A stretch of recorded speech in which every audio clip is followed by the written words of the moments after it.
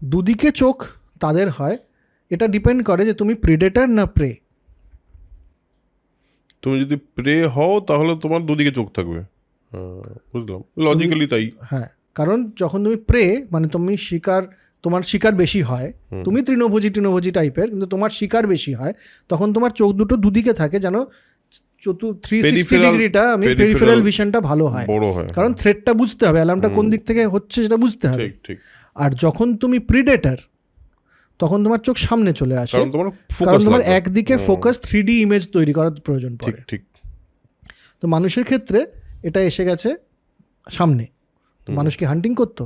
হান্টিংয়ে তো খুব ভালো ছিল না মানুষরা, তাই না? হান্টিংয়ে তো বিরাট ভালো কখনোই ছিল না। আমাদের প্রয়োজন পড়েছে মূলত আমাদের খাবারগুলো খোঁজার জন্যে, কোন খাবার কীরকম সেটা বোঝার জন্য আমাদের মধ্যে এটা তৈরি হয়েছে। আর মহিলাদের পেরিফেরাল ভিশন একটু বেটার হয় জেনারেলি, যে কারণ তাদের কিন্তু থ্রেট পারসেপশনটাও প্রয়োজন ছিল।